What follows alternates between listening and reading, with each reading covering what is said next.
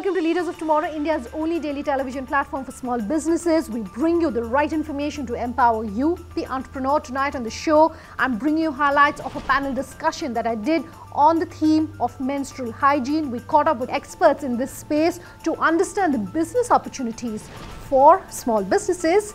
Here's what they had to say.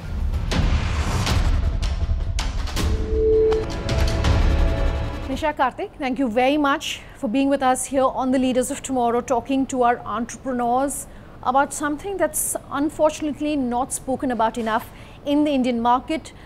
That's menstrual hygiene, and both of you as entrepreneurs, what you are doing in this field. Let me start with my immediate left. Nisha, if you can talk to our viewers about what your company does, where the idea came about, how long you've been doing it. Sure. So very happy to be here. Thank you for inviting me. My startup is called Purganics, and Purganics has been in the business for about a year now.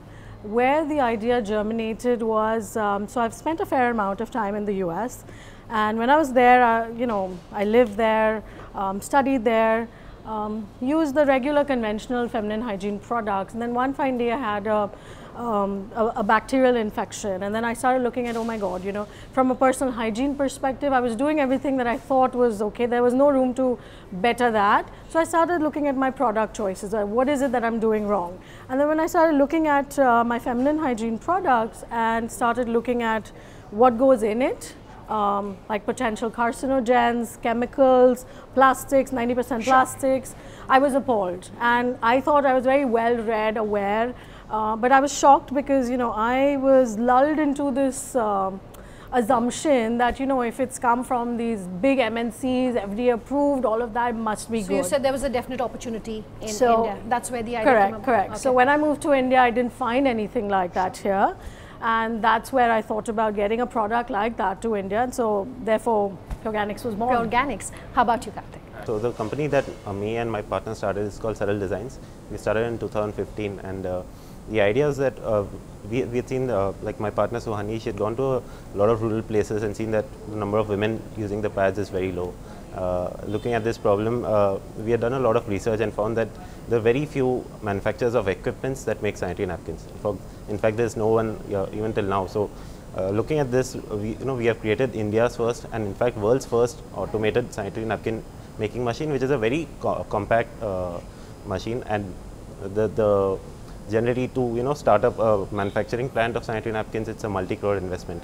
What we have done is we have made a unit which is very small, compact, and can produce a really good quality pads. But at the setup cost is about 25 lakhs, so it's very less. So it's a very drastic innovation that we have done, so that small entrepreneurs can start producing and selling these pads locally. And we believe that unless this happens, the Indian market, the distribution channels are such that the market penetration will not increase very fast unless we have a lot of local entrepreneurs coming and starting their own ventures and starting their own businesses and promoting these products.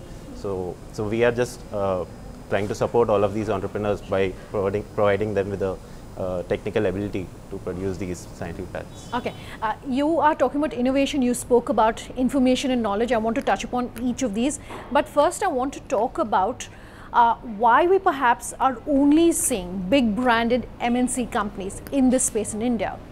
Why hasn't there been perhaps enough encouragement when it comes to more homegrown products and using that as a starting point? I want to talk perhaps about what in your mind are one or two of the biggest challenges that this market in India is seeing from the research that I'm sure the two of you have done. What are some of the biggest challenges and how have you sort of overcome those? So to explain this point, I'd just like to give a kind of an example.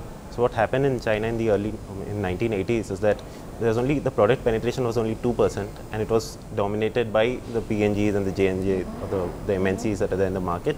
And but in a span of about 15-20 years, the product penetration grew to 60%, which is huge. And what had changed in that time is there are thousands of local manufacturers who came in. There was innovation that was localized. All the different regions in the country, they require different kind of products. You can't have a unique same product for all different kind of regions. So because of all these local manufacturers coming in and creating innovations, even the MNCs could not cope up with them, and that is how the product penetration had increased in China. So now we are also seeing that in the last 5 years, the number of manufacturers, Indian manufacturers, has been increasing. and there have been a couple of mergers and acquisitions happening. So we do see that there's some kind of movement in this space. Okay. I want to understand from you, Nisha, when you were looking at the market, what were the biggest challenges? Because I'm sure that those need to be addressed if we have to, for instance, come anywhere close to what the Chinese, like you just said, are doing.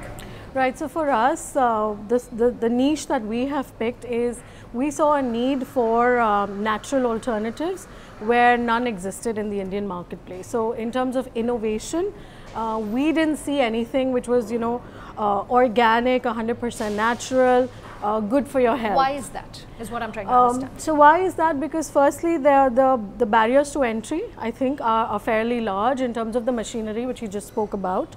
So that's one barrier to entry. The other is also in terms of scale. Right now, this is a very new sort of area, a new concept within a very established market, right? So pads which are natural and organic are sort of new, and so a lot of awareness needs to be built around that for us to get the scale, so then for us to manufacture in India. Sure, okay. So we've spoken about the challenges. I want to talk about the opportunities for an entrepreneur who's looking at this market and saying, hey, I perhaps would also like to enter this market, or is in this market and looking to expand. You were talking about the machinery. I would assume that that is definitely an area of opportunity for an entrepreneur looking at this space, apart from just innovating on the products that are available.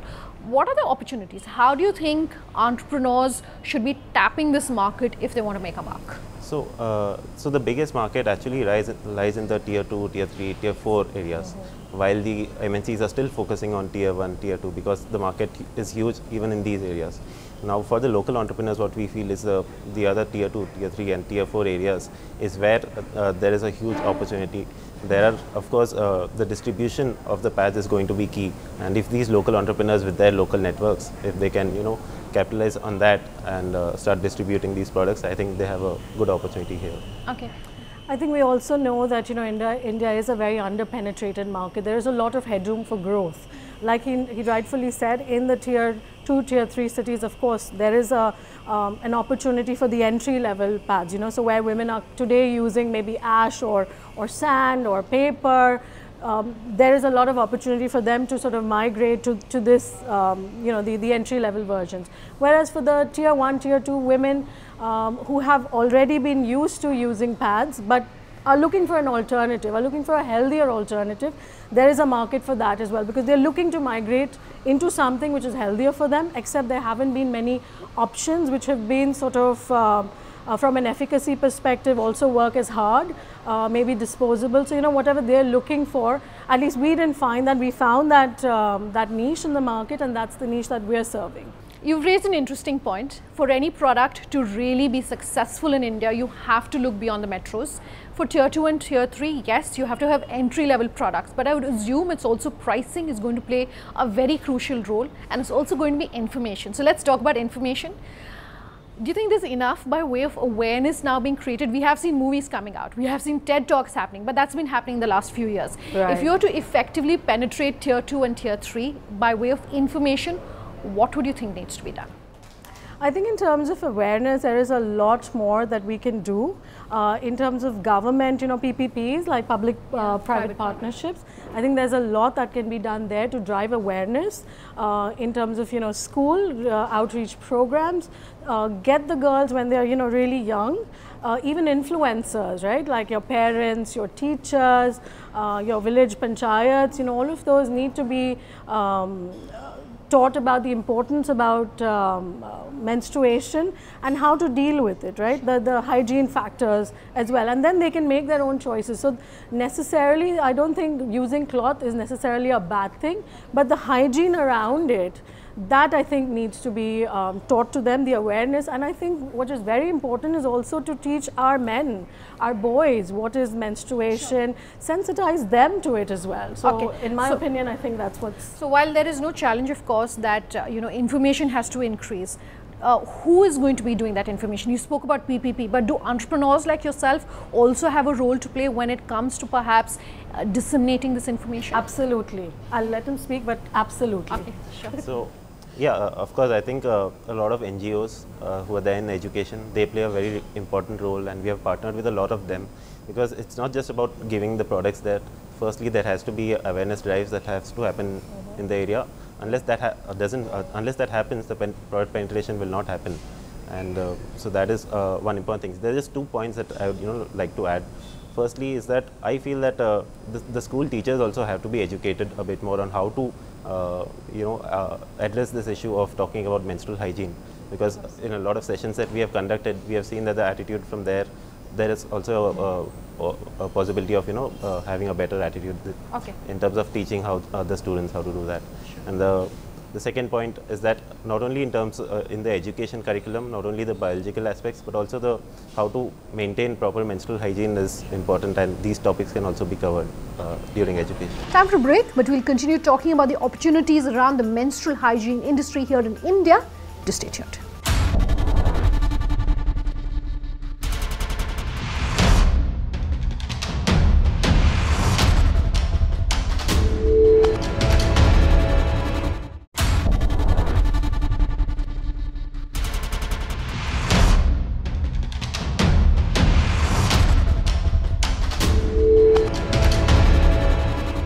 Welcome back with us here on Leaders of Tomorrow, and tonight on the show we bring you highlights of a panel discussion that I did with 3 experts from the field of menstrual hygiene. At a time when everyone in India is talking about menstrual hygiene, we decided to break it down for you, the entrepreneur, in terms of the business opportunities, what you should know, how you raise funds, and how you should be marketing your brand. Take a listen. I have a follow-up question. I was asking about pricing before we move on and really talk about government intervention.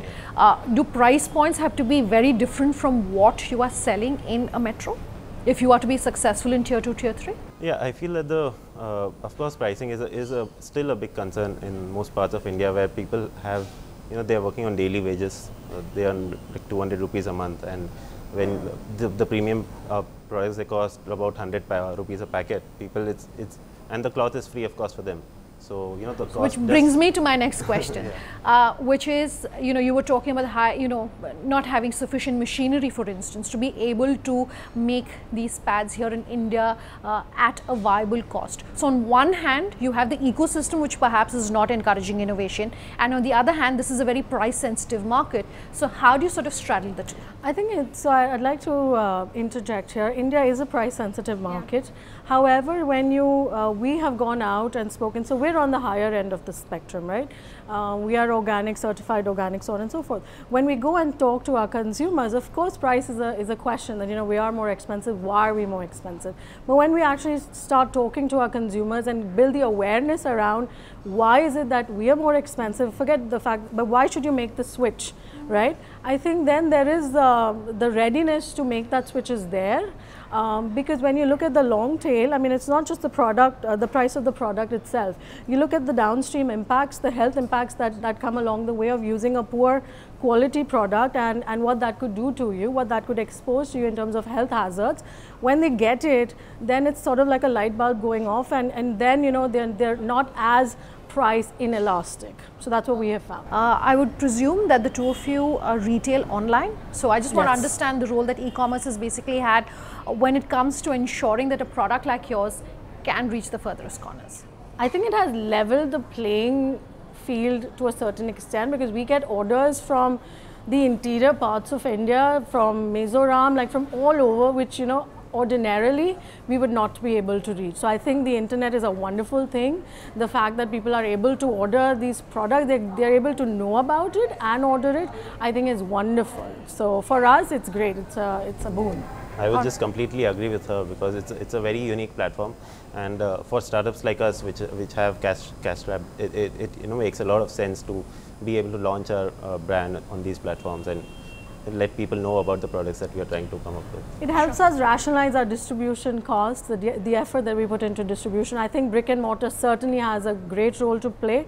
Don't get me wrong, you cannot take that away from India, but I think the fact that online the proliferation is only increasing day by day, and the consumers are shopping so much online, I think it's great, steps in the right direction. So this has been an interesting conversation. Let's talk about funding as we are winding down on this final discussion. First and foremost, if you can talk about your own experience when it has come to raising funds, what perhaps that experience has been like, what have you used those funds for?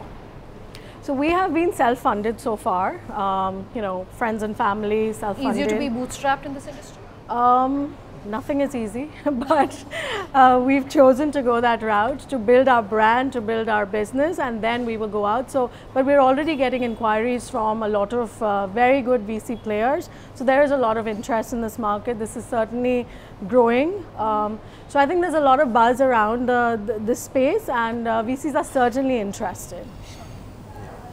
Yeah, I think we've been, really lucky to be a part of this startup culture that's been happening for last decade, and so we are lucky enough to be able to raise a first round through a bunch of angels. Yeah.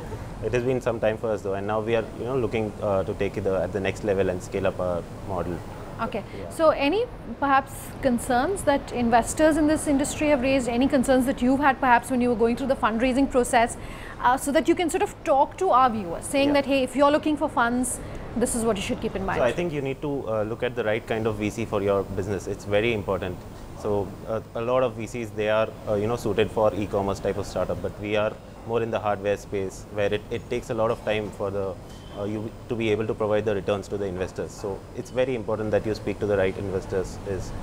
I think that's very important, because when we will go out in the market as well, we're really looking for people who can partner with us. We don't just want money, because that we think is the easier thing to accomplish.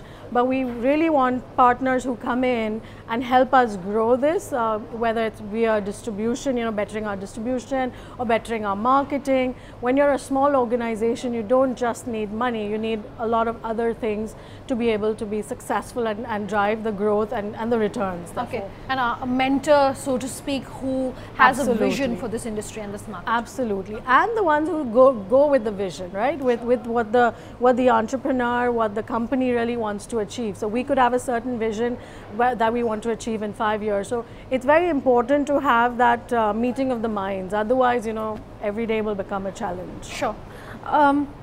Let me end this panel by talking about some reports which are suggesting that $596 million by 2022 USD, that is the size of the organic menstrual hygiene product space. We were just talking about the high incidence of cervical cancer, for instance, in India.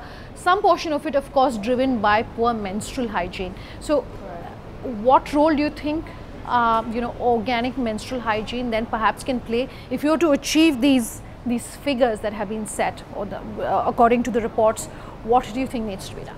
I think firstly, awareness. A lot of awareness needs to be driven as to what's in your conventional products and why are they bad for you, right? So that awareness in itself, for us, even when we first launched our business, that was very key to our success and for consumers to actually adopt our product. Once you have the awareness, I think it's easier for consumers to make that switch, as long as your product is good and from an efficacy perspective, it sort of performs as well as it should perform. Pricing, I think there is room for improvement in terms of pricing. Right now, the organic options, we ourselves, are a little on the higher side. Yeah. But as we get scale, I think we can work on the pricing as well. As we get scale, we can also do Make in India. So I think these are all steps in the right direction.